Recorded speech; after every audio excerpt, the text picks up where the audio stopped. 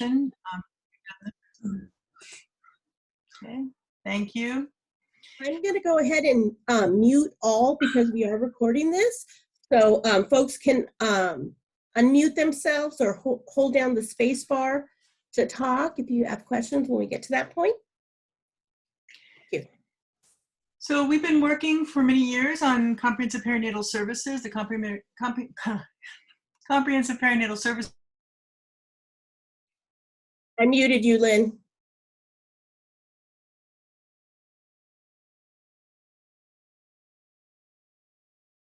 Thank you. I'm Lynn Kersey. I'm the Executive Director of Maternal and Child Health Access. We're very happy to have the opportunity this morning to talk about comprehensive perinatal services, which we've been working on for many years to have this opportunity to get those services out into the community and put these pieces together this morning with our guests. I will turn it over to Lucy Quaccinella, who is our consultant in all things health policy and maternal and child health related. She will be moderating the morning with our guest speakers. And yeah, we look forward to hearing what the conversation brings and put questions in the chat all the way along. Thank you very much. Thanks, Lynn, for that introduction. I think maybe you'll have to stop screen sharing. Yes, I will. Wonderful. Appreciate everybody's patience with me on the technology. I know it's been a minute with Zoom, but still always learning. We thought we'd begin with a brief overview of Medi-Cal's Comprehensive Perinatal Services Program. I'm aware that many of you in this meeting are experts on CPSP, but others may not be as familiar. So we thought we'd start with some basic level setting. CPSP is part of Medi-Cal, and what it does is it adds enhanced benefits to Medi-Cal's coverage for regular prenatal and postpartum medical visits. CPSP has three main components: health education, nutrition, and psychosocial. And I always put psychosocial now in parentheses. It is the technical term that is used, but I feel it's somewhat antiquated. I think what it's really getting at is mental health, substance abuse disorder on the one hand, and then social needs or social determinants of health on the other hand. Medi-Cal added CPSP after a 3-year pilot project resulted in lower birth weights and also reduced Medi-Cal cost with these enhanced services. So it became part of Medi-Cal in our state laws.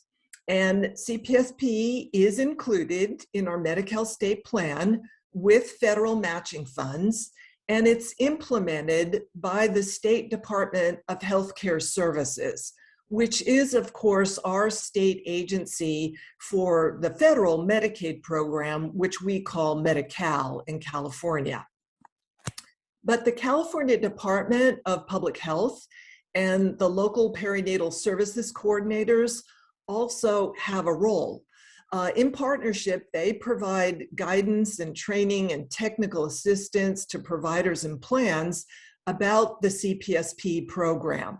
And they've produced manuals and other relevant materials. There's something called Steps to Take.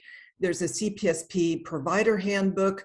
So these are the subject matter experts. And usually that information and their availability is updated. But I think it's important to point out that recently the resources for CPSP at the Department of Public Health in Sacramento have been significantly eroded. And that is a major concern to us, something that really does need to be addressed. The CPSP model, and again, this is, very high level. We have many experts on the call, but just to make sure we're all on the same page going forward, this model requires assessments in each trimester and postpartum, an individualized care plan for each person, and then I have to say my personal favorite, documentation of the services that have been provided to address the identified needs. The assessments are for mental health, things like stress, anxiety, depression, so important. Substance abuse disorder, smoking, nutrition, oral health, breastfeeding support. But I really wanted to highlight that right-hand column for you, because think about it, as early as the 1980s, we had in our Medi-Cal program during pregnancy and that postpartum period, 60 days or so, assessments for and a real focus on social determinants with federal matching funding to begin to address these kinds of needs. So food and income and housing insecurity, employment, job training, education needs, immigration concerns, transportation, all of this is assessed for, or at least in the CPSP model, it should be assessed for. I also wanted to point out that bottom row about the importance of CPSP for very young children. It is a way to work with families in that postpartum period to help educate families about the importance of preventive care for very young children, and help connect families to services for developmental screens, immunizations, and other medical care. And I think many of you on this meeting are aware that California, unfortunately, has very low rates of preventive childcare, and CPSP can be a way, when faithfulness to the model is adhered to, it can really be a way for us to address those issues as well. An individualized care plan is required. So based on the assessment, the plan is to be tailored to that individual's needs. And then again, the documentation in the person's chart. Were the services offered? Were the services received? If they weren't received, why not? Was it a resource issue? Did the person decline? But just to keep some rigor in the program about these social determinants and the other issues, health education and nutrition. I'd like for a moment now to put a spotlight on the comprehensive perinatal health workers.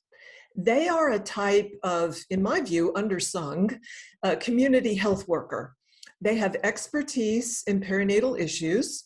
They're part of the CPSP team, so they work along with the midwife or the physician, nurses, and others. They must have a high school diploma or equivalent, plus at least 1 year of perinatal experience, and they are supervised by a licensed practitioner. The CPHW activities can include things like conducting those assessments in each trimester and postpartum, preparing the individualized care plan, and then again, this is just so important, providing or case managing access to those social determinant services. And here I think it's really important to point out that resource limits can have a very big impact, right? I think we have to be real about that and continue to be creative and work hard to find ways to make this part of CPSP meet its potential. And then, of course, the CPHWs can help with documenting whether services are provided. We're going to be spending most of this morning talking about a couple of best practice models. We'll start in a moment with a presentation by Sarah. It focuses on her program, which is a provider-based CPSP model. And it really does show a very exciting example of how in a provider setting with Medi-Cal reimbursement, CPSP can be implemented. We've also included in the program materials that were sent to you earlier, Sarah's white paper, which lays a lot of this out and is just so important with many citations as well as really clear explanations. And then we'll have a presentation by Kenya and Shannon about their community-based pregnancy peer support program in Sacramento. It's Black Mothers United. It's a project of Her Health First. And I just really have to say how much I appreciate that they locate this within women's health. It's about the woman, right? The pregnancy is part of the woman's experience and her health. All of their program participants in BMU are enrolled in a Medi-Cal plan, and BMU does mirror the comprehensive perinatal health worker services. But BMU's program is not reimbursed by Medi-Cal at present. It's funded by the First Five of Sacramento. So before I turn it over to Sarah, I did want to just highlight some of the major challenges that we see for CPSP. And I think quality assurance is a big one. Oversight to ensure faithfulness to the model and quality of the care has been lacking in many situations. Of course, not all, but many beneficiaries really don't get the level of service that you're going to hear about later today.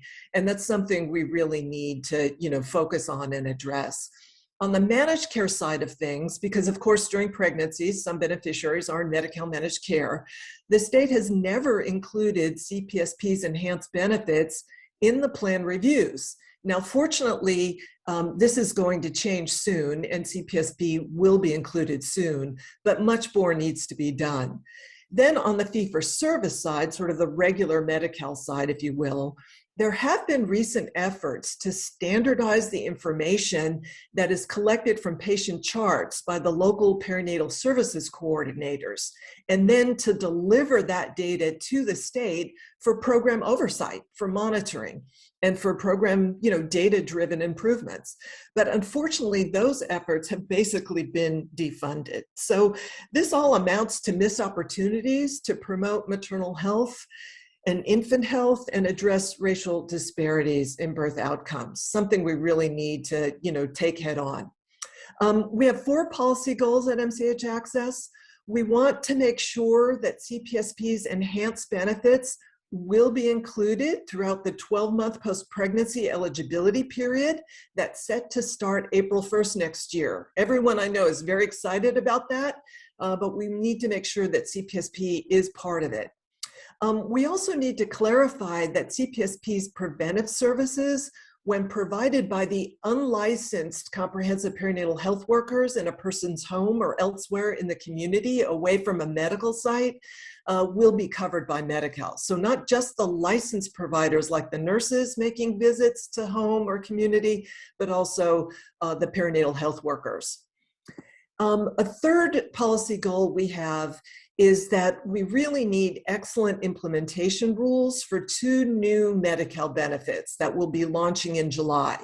One of them is the community health workers. The other is doula services. These are separate and distinct Medi-Cal benefits. They involve professionals in very different categories, not to be confused with the perinatal health workers, but obviously we do need to be thinking about coordination after we get the best possible programs in place for the CHWs and the doulas. Finally, improving quality assurance in both managed care and fee-for-service is a very important goal that we have. So with that, I'd like to turn it over to Sarah. I'll just introduce her briefly. She is a registered nurse, amongst many other things. She is the CPSP coordinator at West County Health Centers, which is in Sonoma County.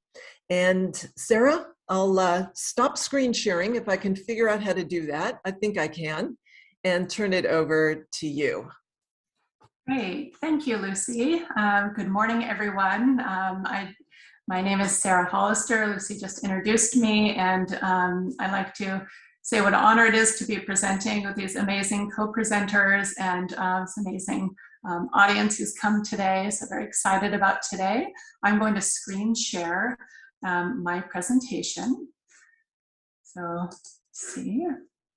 Can everyone see this presentation? Did it go through? Okay, wonderful. Yes. All right, do we have just the first slide up here? Did that go through? Okay, great. So I'm going to be talking today about the Comprehensive Perinatal Services Program during 12 months postpartum. There we go.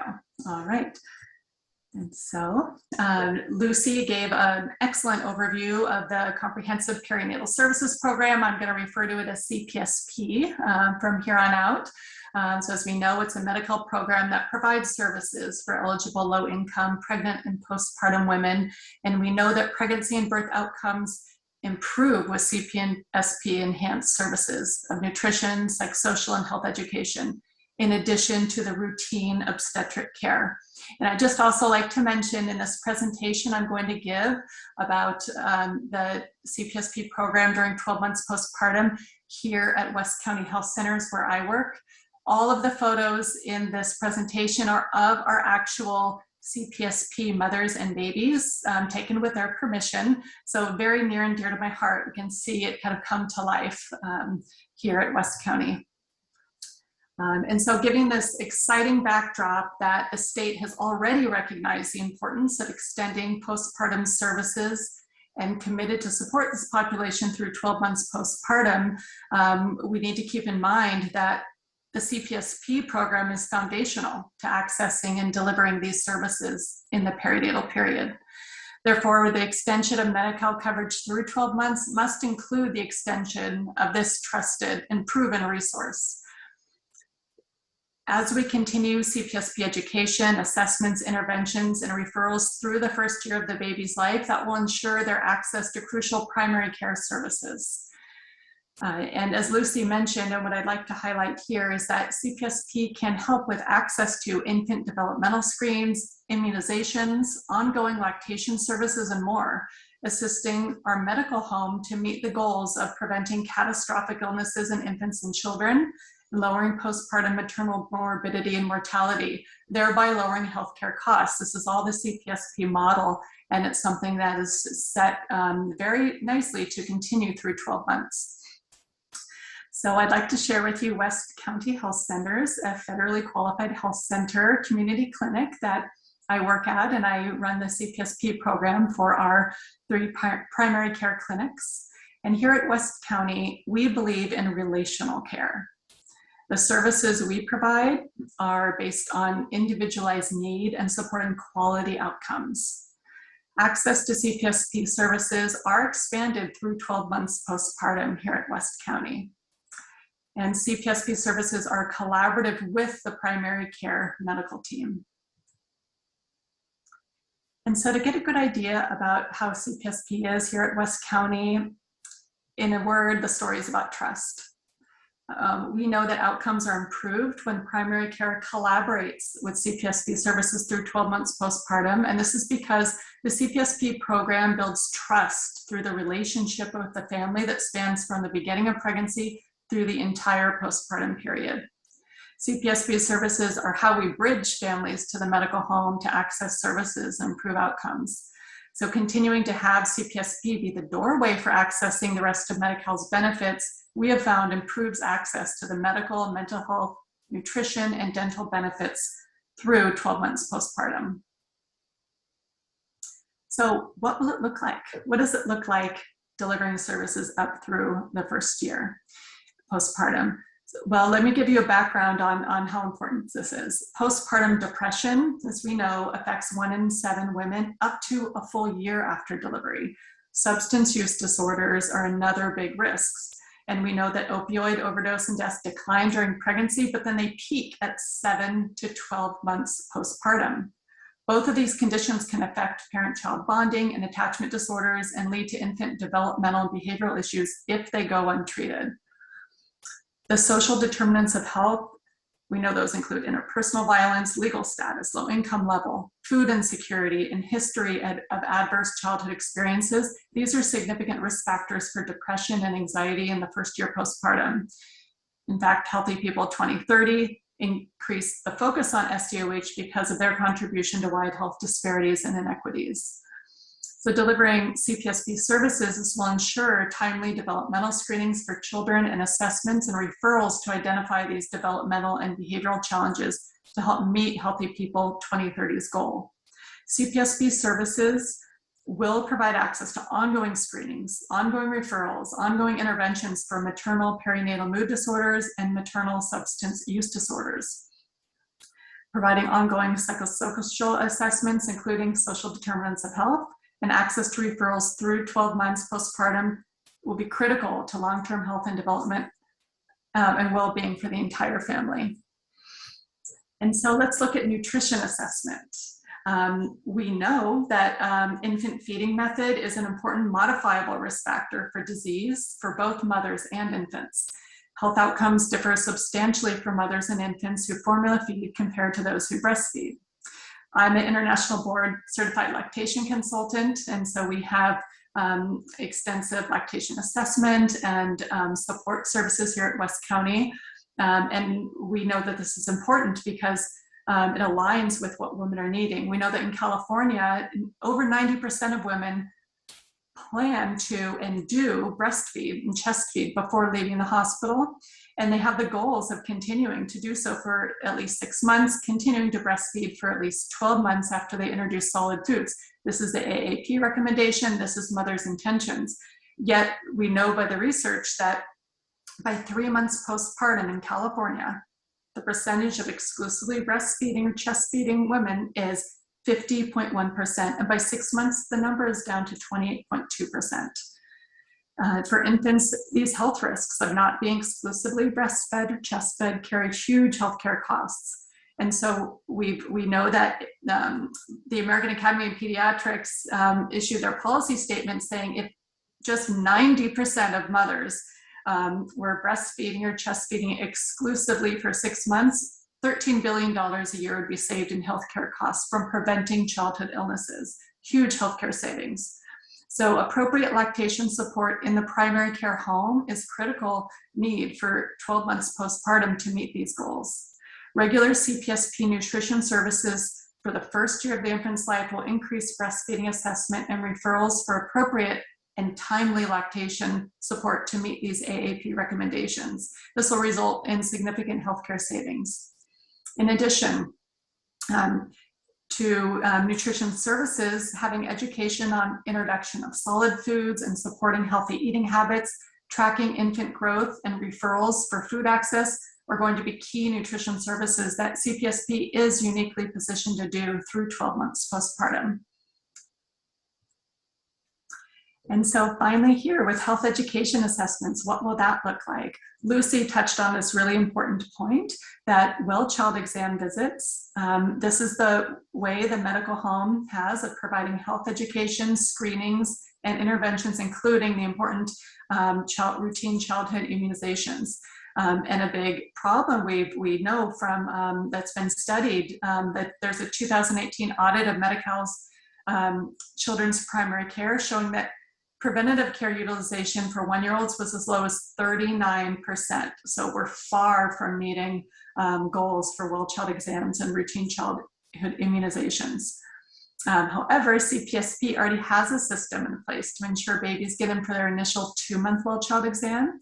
Extending CPSP services to 12 months would allow CPSP practitioners to regularly follow up with caregivers, ensuring attendance to well-child exams, assessing for the supports needed to make sure they can get in for these important visits, because it can be a lot more complex than just scheduling it. So postpartum exam visits are another important factor that we need to address. Postpartum visits are critical for the future health of both mother and baby, yet just 63% of women who give birth with Medi-Cal coverage attend a postpartum visit. And so we also know that women have, 1/3 of women have an inter-pregnancy interval of less than 18 months. And so missed postpartum appointments has a negative effect on birth control uptake. So that just makes a lot of sense. We need to get women in for that postpartum exam visit, and that might take a little bit longer than that 2 months postpartum. And so again, CPSP staff are in that unique position of already having that relationship to continue education and support for offering postpartum exam scheduling and education on inter-pregnancy planning. And so once again, CPSP is the doorway for accessing the rest of Medi-Cal's benefits for medical, mental health, nutrition, and dental needs during the entire 12-month postpartum period. And I believe is the key to improving health outcomes for this population. So here's a summary. What are the improved outcomes with extending CPSP? Families have a strong bond with their medical home. There's increased attendance at well-child exams. There's increased childhood immunization rates. Child developmental screenings and assessments are completed. Breastfeeding, chest feeding rates are improved through 12 months. There's well-established family health routines in place. There's increased in postpartum follow-up visits to improve future pregnancy health, increased uptake of birth control, and increased interbirth interval. Social determinants of health supports are in place. There's early ongoing identification, referral for substance use relapse, early and ongoing identification of perinatal mood and anxiety disorder and referrals, and as well as early identification of intimate partner violence. and appropriate support. So that's what we can look forward to. Thank you so much for being here to support this. And I want to also thank all of our wonderful moms and babies who participated in CPSP at West County, who've led the way, showing us what the need is and inspired us to do more. So I'll hand it over to Lucy and Liz. Yeah, Sarah, thank you so much. And I just want to remind everyone that this very rich presentation and all of these facts and important points are included in Sarah's white paper that has been sent to you before the meeting. And if for some reason you need another copy, just shoot me an email and we'll be sure to get it to you. But Sarah, thank you so much for laying out that powerful case about why we need to continue the CPSP benefit throughout the 12-month postpartum period. Just, 60 days is not enough, right? It's not just medical care, it's the whole enhanced benefit package that is so important and meaningful. Thank you for your work and your expertise and your generosity with us. We really, really appreciate it. And now I think, Liz, I'm not sure we have many questions in the chat. Are there any in the chat? Otherwise, we can open it up to, a conversation. I don't want to go too long with the conversation because there's just so much exciting information from Kenya and Shannon yet to share. But Liz, are there any questions in the chat? There are comments. There's 2 comments in the chat. Sarah, Jamie cannot agree more about the importance of the exclusive breastfeeding. Thank you for sharing. And Fatima said that COVID has further dropped utilization, so this extension is perfectly timed to help families get connected to care. Oh, what a good point. That's right. Yes, we need it more than ever. Yeah. I have a question, Sarah. Is this the program for the CPSP program is for all women? Now, is it for Medi-Cal, private insurance, restrict Medi-Cal, that it covers everyone? Yes, thank you for that question. Excellent question. And so Medi-Cal and Partnership Health Plan reimburse for these CPSP services in California if you're a CPSP provider. At West County Health Centers, we made the decision that we will offer the same services to all of our patients regardless of insurance or ability to reimburse. So at West County Health Centers, we have decided to offer this to all of our patients, private pay, whatever insurance, as long as you're a patient of record at West County, you get full access to all of the services, unlimited. We just don't get to get reimbursed for the private pay patients, and it works out fine. It works out fine. And if I could just jump in, Tina, I want to make sure it's clear that under the state's laws, right, on paper, I'm going to talk about what it's supposed to be like, right? It doesn't matter if you're in restricted Medi-Cal because of your immigration status, for example, right? Yes. This program is for everyone in Medi-Cal. If you're in a Medi-Cal managed care plan, or if you're in regular Medi-Cal because of your immigration status, this program on paper is for everyone, right?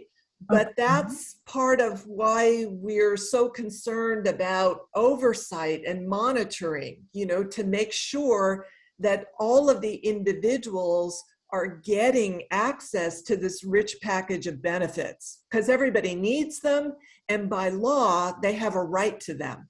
That was a great question.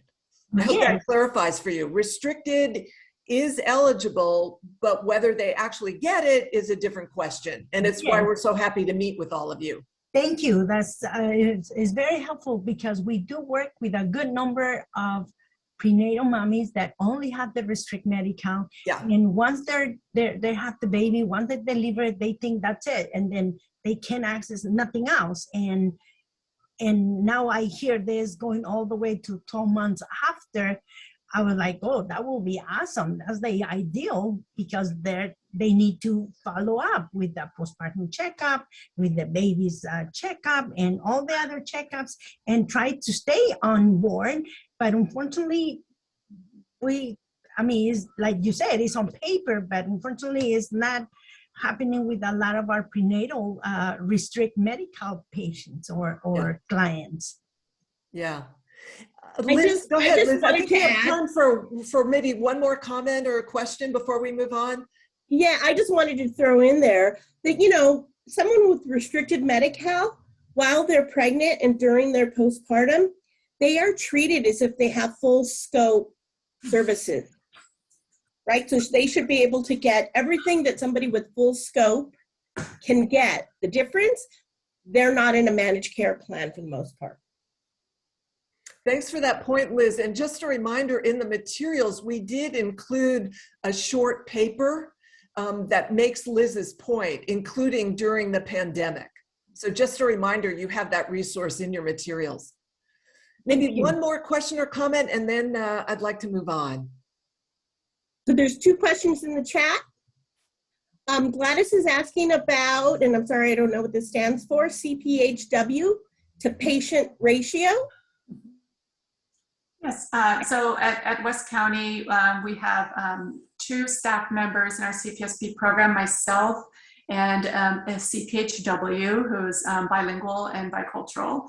And so we serve the patients of West County Health Centers with the two CPSP staff members. So 1 CPHW and 1 RN. And how many patients? That's always a rotating kind of number there, hard to target exactly, but at our 1 FQHC, that's our ratio. And I see this one other question, how are we providing these services now before we get the reimbursement? We've been very creative. I did groups, and so I could provide services in groups. So patients could just keep coming and meet with me weekly, and we'd be providing a very robust postpartum group. In addition, I've been providing services as co-visits in the primary care home with the provider when they come in. So we're able to do co-visits where the provider bills for the visit, but I'm there providing all this extra support. The provider's still there doing the visit, but I'm doing all the CPSP within that visit. And then we also just have visits that we just can't bill for. Unfortunately, we're not able to, but we still do not deny access to patients. Okay, Liz, do you think we can move on? I did see Karen had a question. Karen, I will loop back to that at the end. I just really want Kenya and Shannon to have enough time because I think you'll see why. Okay, Liz, we ready to move on, you think? Yeah? We'll move on, and then I'll save the questions towards the end that didn't get answered. Excellent, excellent. So it's now my very great pleasure to introduce to you some really valuable and cherished colleagues. We're going to be hearing from Kenya Fagbeme, who's the program director of Black Mothers United in Sacramento, a project of Her Health First. And she has quite an interesting background. I hope she will introduce that part of her background before she was one of the original founders of Black Mothers United. And then we'll also be hearing from Shannon Shaw-Pace, who's the executive director of Black Mothers, of Her Health First, excuse me. Take it away, Kenya. All right, let me mute it, and there's our slide. Hi, everyone. I'm very happy to be here to present just the work that we've been doing and what we got going on in Sacramento and how we're servicing our community. And so, Lucy, I will share some of my background. We used to have a OBGYN clinic, and we are a 30-year-old, well, I think we're about 33-year-old organization. And so we have a clinical background where we started using CPSP. So we are very familiar with the CPSP program. But back in those years, many years ago, I was started as a medical assistant and then evolved into all these different learning opportunities and became a doula and childbirth educator. And that is what I think, were the backbones to how we started our Black Mothers United program, and really looking at our community and how they wanted to see services be delivered to them. So initially starting, it was hit the community first to find out what they want in a program, and then responding to that information. So Black Mothers United, again, is a program of Her Health First. Black Mothers United is a comprehensive program offering pregnancy support and case management services. We've been serving African American pregnant women in Sacramento County since 2013 with pride, diligence, and dedication. And we've had, a lot of learning and growing over the years, and have changed our services as needed, and adapted as times have changed. And so we embrace the miracle of birth and empower Black mothers. This photo that you see and all the photos that you will see are actual participants of our services. And one of the things that my staff has heard me say over and over again, until I'm red in the face, is that Black women should be celebrated when they become pregnant. They should not be made to feel like this is a bad thing, or shamed, or have a stigma attached to the fact that they are pregnant. And we know that a lot of women have a lot of anxiety when they become pregnant, and they get some pushback, not only from community, but also family members. And so we decided we wanted a way to celebrate our women and celebrate their pregnancies by offering them a photo shoot. So the pictures that you see come from our moms being able to be celebrated, and it's a complimentary photo shoot to all of our participants. And so our mission is to lower the Black infant mortality rate and risk of premature and low birth weight in Sacramento County. And we ensure Black mothers have a positive, healthy pregnancy by providing free resources, education, and support in the prenatal stages and as well as postpartum. We will support our moms up until the 4th trimester of their pregnancy. And then most of our moms are building a relationship and stay connected. And I'll tell you a little bit more about how we stay connected. So included in our program services, we have a pregnancy coach. Our pregnancy coaches are women from the community who they are African American. They have utilized a lot of the different services that are going to be offered to our mothers. And they have a connection because of their own experiences. And so the pregnancy coaches will develop an individual care plan with the mom, very much like the CPSP program, where we're focused on nutrition, health education, and psychosocial services, and making sure that we meet with these moms one-on-one, and providing that individual education opportunity as well as group opportunity. So each pregnancy coach meets with them with a minimum of 30 minutes on a weekly basis. And right now we're seeing all of our clients virtually. However, and we utilize a platform called Mommy, and it is a telehealth platform that allows us to do our case management there. We can do virtual meetings there. We can send messaging to our moms, as well as get alerts on some of the assessments that we have built into that system. And so the moms will, again, get one-on-one opportunity with their pregnancy coach on a weekly basis for a minimum of 30 minutes. And that gives us an opportunity to address any needs, cross-refer to any organizations, or be able to provide any services that we may have in-house.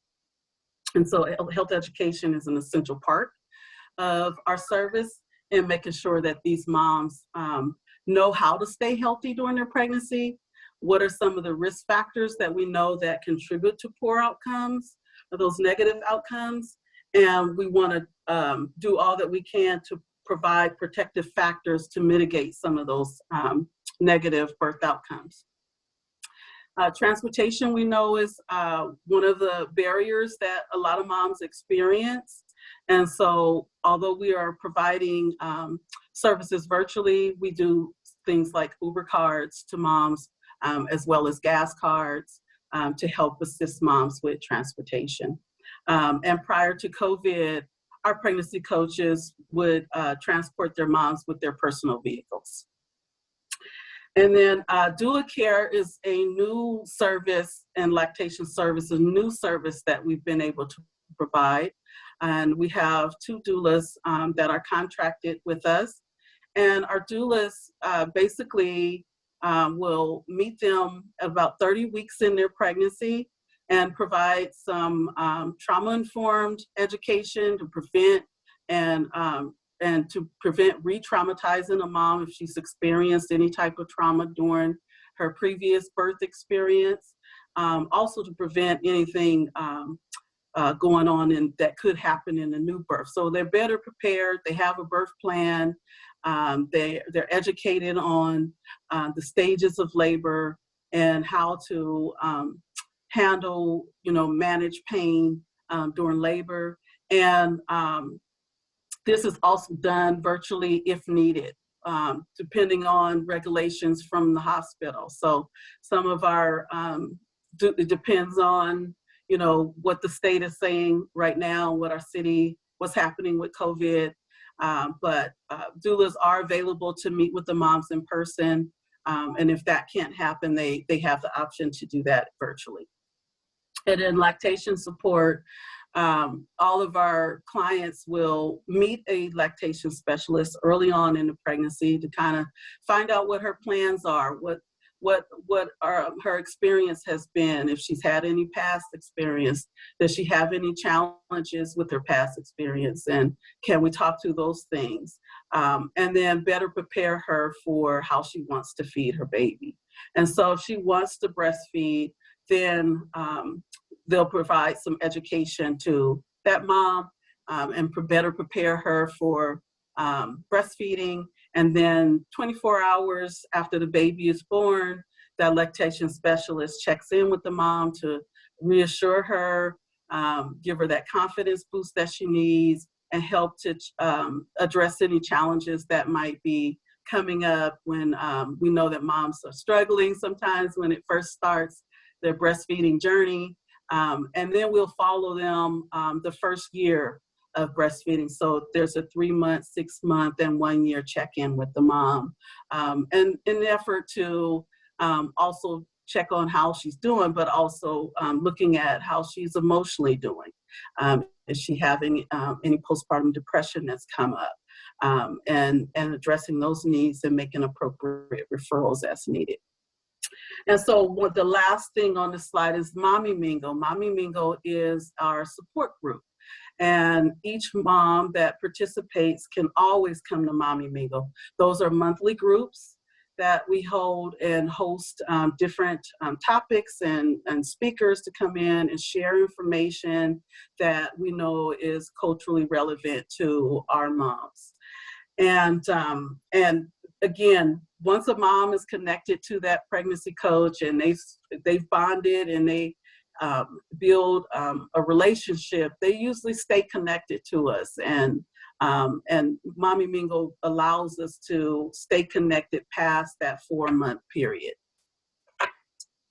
Next slide.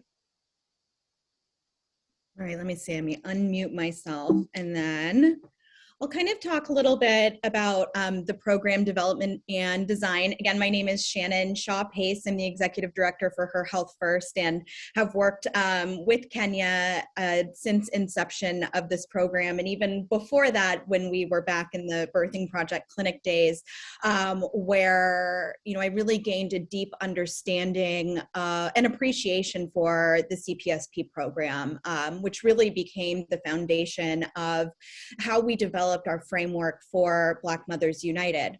So as you can see here, kind of in our development and design, we really leaned heavily on the framework of CPSP. The assessments are so full of just really rich information that, you know, help us to design a plan of care. As you can see in this next, its services are centered around that individualized plan of care, knowing that no two women are the same, no two pregnancies are the same. We really make it a point to, you know, center all services in a, well, again, we call it a framework because it's not a cookie cutter model. We utilize the steps to take. Again, rich resources with, you know, all things prenatal, postpartum health education that we can really pull from at different periods of time, because we know at the beginning of her pregnancy, mom might not be ready to set up her birth plan yet, right? And so then we pull from some of those information, different resources, kind of at different durations, and when she brings up what some of her concerns and health education needs are. Lastly, and this is really the kind of the crux of things, we've leveraged the CPSP assessments to guide our data collection. And because, you know, the data, let me go back really quick, sorry. The data collection piece has been so critical. And even before we developed Black Mothers United, when we were doing traditional CPSP in the clinic, we were using, I think it was Microsoft Access at the time, but we were inputting all of the information from the assessments into this database that was really helping us to develop, you know, a clear picture of what some of the more pronounced needs were for the women in our community. You know, research shows that African American women's birth outcomes improve when they have support and access to unbiased health professionals and mental health services. And the pregnancy coach services that we offer, the doula care, and the lactation supports that clients receive are aiding in reducing clients' overall maternal stress. Our unique approach to sisterhood, coupled with advocacy, is the gateway to African American women's healthy birthing outcomes. And with that, these are some of the tools that we utilize. We have 10 data collection forms, and I picked out some of the ones that I felt were especially key. The first is our health assessment, and this is what closely mirrors an initial assessment and also reassessment in the traditional CPSP program. We do an assessment at intake, again, to identify first what mom's strengths are so that we can leverage her strengths as we address some of the things that may pose a risk down the line. We'll do another assessment, you know, sort of in the middle of the pregnancy, and this really looks like our referral log, because we're creating that individualized plan of care, but then we're using that in tandem with the referral log to make sure that mom gets connected to all of the resources that were indicated as supportive in that initial assessment. We then do post-delivery assessments as well, just to make sure that we've closed the loop on all of those referrals, that the follow-up has taken place. And then down you'll see there's also pregnancy outcomes and a postpartum survey. We utilize the PHQ-9 screening throughout mom's enrollment in the program, so we can check on, you know, where she's at with some of her, you know, mental health concerns. And then also tracking the dosage and duration of client services. So how often is mom meeting with her pregnancy coach? As Kenya mentioned, it's a minimum of a weekly check-in. Maybe it's every other week, but for some moms, it's more rigorous and for longer periods of time. Again, sometimes it's a quick text check-in, hey, how's it going? Other times it's longer conversations through FaceTime, Zoom, or the Mommy platform. The Mommy platform was adopted during when everything shut down with the pandemic, and it's been really incredible. It's HIPAA level security, and it's got two interfaces, right? So on one end, on the back end, we're able to utilize this to keep all of our data collection forms organized and clean, so we don't use our paper assessments anymore. It just goes directly into Mommy. That also allows us to pull reports and kind of, you know, piece together the information that you know, is going to be important for our own quality assurance and program improvements. On the other side, for clients, it is a wealth of, you know, resources and information. So there's blog posts, they're all, you know, medically accurate and pre-screened and to make sure that things are up to date. Mom can message her pregnancy coach, set appointments, and then we can also do some referrals within that system as well, depending on which partners are linked in. We utilize the Persimmon database as well, and this is through our partnership with First 5 Sacramento. So we're able to, the two platforms don't interface at this point, but it is another way that we're able to manage all of our data. And then lastly, we do an independent evaluation. And I'm thrilled to be able to share this with you today. Let's see if I can move some things so I can read. But this is out of our 2019-2020 BMU evaluation report. And this is put together by Applied Survey Research, who works out of the Bay Area in Northern California. But it shows the results of a linear regression on the continuous birth weight variable highlighted that obesity, tobacco use, and number of weekly BMU check-ins each independently correlated with infant birth weight. Tobacco use and fewer check-ins with their BMU pregnancy coach each independently predicted having an infant with lower birth weight. Lastly, a linear regression was conducted on the continuous outcome of gestational age. More check-ins with a BMU pregnancy coach independently predicted delivering an infant at a higher gestational age. This demonstrates the program's impact on birth outcomes and may provide evidence that increasing check-ins positively impacts the mother and child. And so this was, again, came from ASR, Applied Survey Research, and their evaluation that they do on behalf of First 5 Sacramento. So we were absolutely thrilled to begin to see this. And again, just, with the development of the program, we were able to do this by leveraging, the richness that is the CPSP program.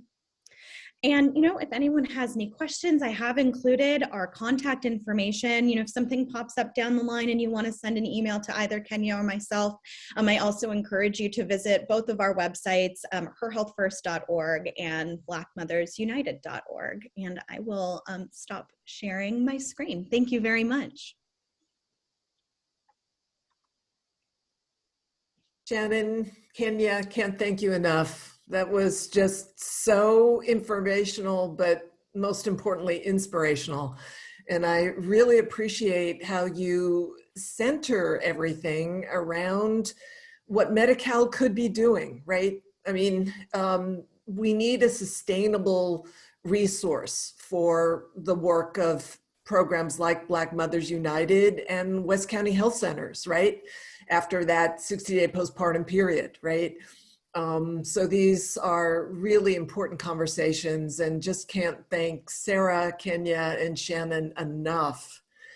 Liz, how about a little check-in on the chat, and then we can also open it to conversation if people have time.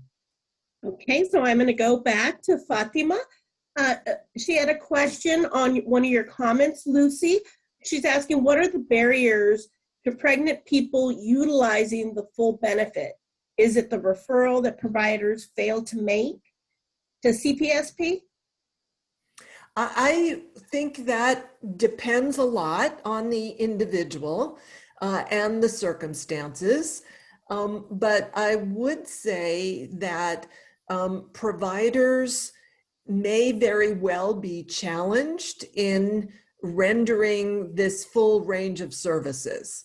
I think especially on the, what I've been referring to as the social determinants of health piece, we have to be real about how challenging that can be. And so I think in many situations, it's a combination of the state not being clear with Medi-Cal providers and plans that there's a expectation. The Medi-Cal plans do have a contract with the Medi-Cal program, and that contract does obligate them to deliver the full range of CPSP services. But because there's been almost no oversight on the plan side, let me start there, I think it's easy to see how expectations kind of hit bottom, right? So I think the combination of providers not receiving, clear instruction and support from the plans about the need to do this, how to do this, and the resources for doing it is a big part of the problem. And then similarly on the fee-for-service side, because so many of the pregnancies in Medi-Cal are covered in fee-for-service. There it's a similar situation in that providers may be informed about CPSP because the rate of reimbursement is tied to showing that certain services have been provided. So the CPSP providers on the fee-for-service side may be aware of the program, but there's no real infrastructure on the fee-for-service side to work with providers to make sure that the services are being rendered. Now, the perinatal services coordinators do an extraordinary job in most situations, reviewing those charts and taking note of what's there and what's not, and consulting with and working with providers. But in the absence of an overall structure at the state level to use that information and work with providers, I think you can see how many individual patients fall through the cracks.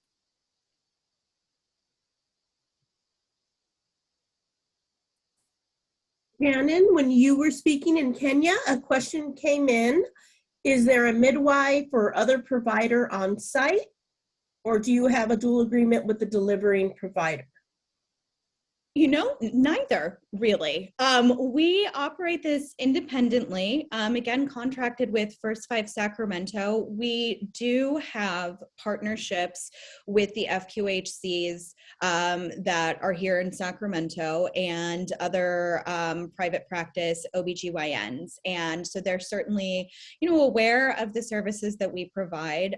We do make sure we're very careful not to provide medical information directly from our team, and always are referring our clients back to their OBGYN or their midwife, but rather really leaning on, again, the steps to take for those educational pieces. Those are some of the trainings that our staff goes through.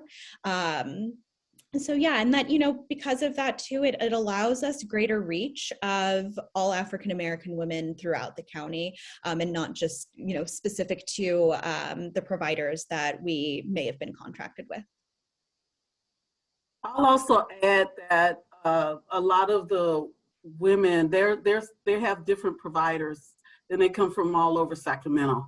And so they all have different medical providers, but what's unique is that our pregnancy coaches are able to attend medical appointments with them, help them navigate their care, help translate some of the information that's being shared to them so that they understand it, and also have that conversation with the medical provider to advocate for their needs when necessary.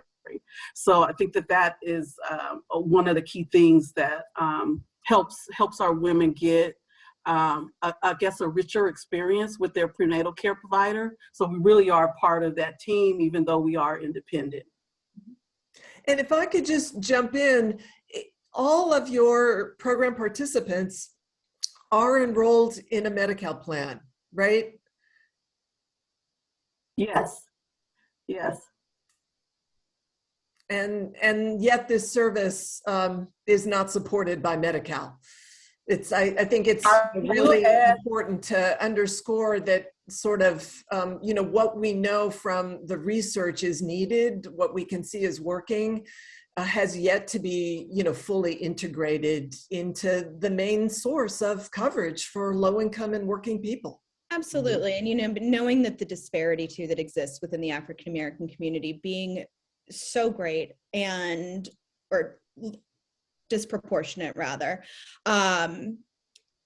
and seeing that there is evidence that is showing that this is working. I will, just a quick note that popped in my head, if you look out on our website after the holiday season, our more up-to-date evaluation report that will include data from the county. We're still waiting on that because our child death review team, as well as some of the birth outcome data, is always a couple of years behind. So we can't accurately compare what our clients' outcomes are, but look forward to that, in the next few months. But yeah, we're looking at the outcomes of our moms. We're seeing great improvements, both on, the birth outcomes, but also on the maternal care outcomes as well.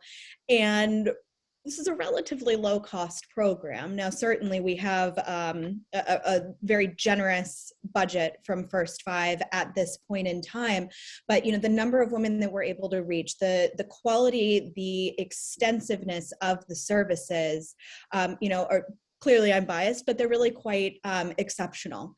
And it just really seems like a no-brainer, right? That this would be a reimbursable under Medi-Cal. But with all of the kind of exciting things that are coming down the pipeline, we, are really working diligently to position ourselves for reimbursement, and also to work with partners who would be interested in, developing their own program similar to ours, and, providing some of that support. Because I think at the end of the day, it's really just about making sure that all women, and specifically, in our world, African-American women, have access to this level of care. I was going to add about our outreach, and because the question that you asked about whether they are Medi-Cal participants, we do have a focus on specific areas of Sacramento that have higher incident of maternal infant death for African Americans. And so we are focused on, and I don't know if everyone here is familiar with Sacramento, but there's 7 different areas of Sacramento that has higher incident of Black mortality and infant mortality death. And so our outreach, we do focus on those areas. However, we know statistically that all African-American women can have the same negative birth outcome despite their economic status. So we really are, most of our women, because we have a focus on finding those moms that are potentially at more greater risk for those negative birth outcomes. However, we will serve everyone, every Black woman in Sacramento County.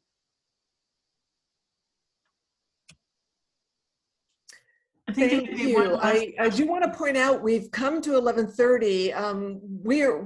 We are happy to stay and continue the conversation, but our panelists, I want to make sure you're very busy people. I want to make sure you are released if you need to go, and others, we won't be offended if you jump off.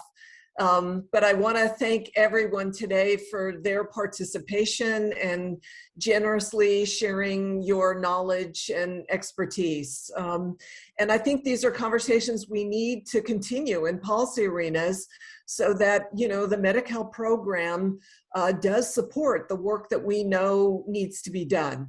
And I'd like to underscore Shannon's point about how these exciting developments that are coming down the pike, and Sarah, really emphasized for us and laid out so well, the 12-month continuing eligibility combined with the new community health worker benefit, the new doula benefit, and a better focus on the comprehensive perinatal health workers in that whole context. The federal matching funds that we already have available for CPSP, all of that really needs to be integrated and come together so that we can sustain programs like Black Mothers United and the amazing work that's happening at West County. Thanks, everyone. And I just wanted to quickly point out, Maya had a really excellent point. Are clients aware of what they have access to and what, is available to them?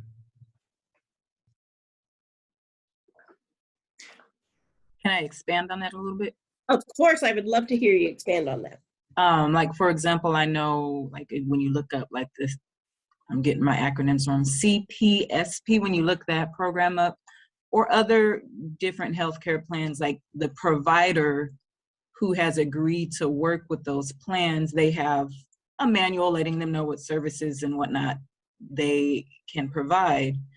Do patients have access to something like that? Because, for example, every time I go to the dentist, I have to bring my plan with me because they always want to charge me other things that my plan covers, or like have me just trying to rack up a bill. So on the flip side, do patients have access so they know, oh, hey, this is a service I need and this is something that you provide, so they can, at least I think that helps for them to advocate for themselves. I'm going to let the others respond because they're better positioned, but I just will say, Maya, you've given me a great idea to recommend that the state update the brochure that all Medi-Cal beneficiaries receive to include CPSP during pregnancy. That's a great idea, and we'll take that up. But Sarah, go ahead. Yes, thank you, Maya. That's such a great question. And Lucy, a great idea. And so I'm very passionate about this. I started the CPSP program at West County, so I've been in it from the ground up. And it is mandated, if you're a CPSP provider, you have to give an orientation to every pregnant patient that is your patient of record. They all have to know what services are available to them. And so we have a system in place that any and every time there's a positive pregnancy identified within our patient population, we will interface with them and orient them, give them an orientation visit, give them an orientation packet so they're aware of all the services that are available to them in CPSP. And so we do that in person. We've been able to, through telehealth outreach, call them, tell them about it, mail them the packet, give them the packet. So we do interface with every positive pregnancy. And that is, I think, a best practice and very important. How can people access services if they don't even know what they are? So it's our job to reach out to them, identify who they are. And that's such an important visit, is that orientation visit, so they know what services they have access to. I might add too that I think that to Lucy's point earlier, just about oversight, that Sarah's program is the gold standard, right? And in the delivery of how that's happened. And some programs, are super robust and are really well executed. But we've also experienced, here in Sacramento County, that not all CPSP programs are at that same functioning level. And so there are women who aren't aware. And so again, to what, Lucy's been advocating for, is that there is greater oversight in the provision of these services. And that's also something that we work to do in Black Mothers United, right? Really working through making sure, one, that mom has coverage, and that she understands her benefits, the length of time, what she can receive with those benefits. But yeah, that's really, I think, one of the challenges that we are working towards, is making sure that all women are receiving or have access to that gold standard of CPSP care. Yeah, thank you. Yeah, because I used to be an eligibility worker years ago for Medi-Cal, and that was one of the things I found myself doing a lot of times when I'd have a customer call saying, oh, well, my doctor said this isn't covered, or they're not covering this. I'd look through the codes and it's like, yes, that is covered. So maybe even miscommunication, or like you said, the oversight is not as strong as it should be in some places. Liz, any other questions in the chat? There was a question for Shannon about whether there was an out-of-hospital option for delivery. It really just depends on, preference. Most of our clients deliver in the hospital to wherever, their assigned OBGYN is contracted with. That's probably more of a Kenya question, but there are some birthing centers here, and there are even some home birth options. We again will attend the birth if we're invited to that, but that's really kind of left up to the individual. And I think that might be it. Okay. Well, if there are any other, questions that people want to raise verbally, please feel free. But otherwise, we'll thank everyone again, our amazing panelists. This has been so informative and so rich. And, please be aware that we plan to follow up with you all on just moving forward on some of these policy goals. Thanks very much, everyone, and have a great weekend. Take care. Thank you. Thank you. Thank you.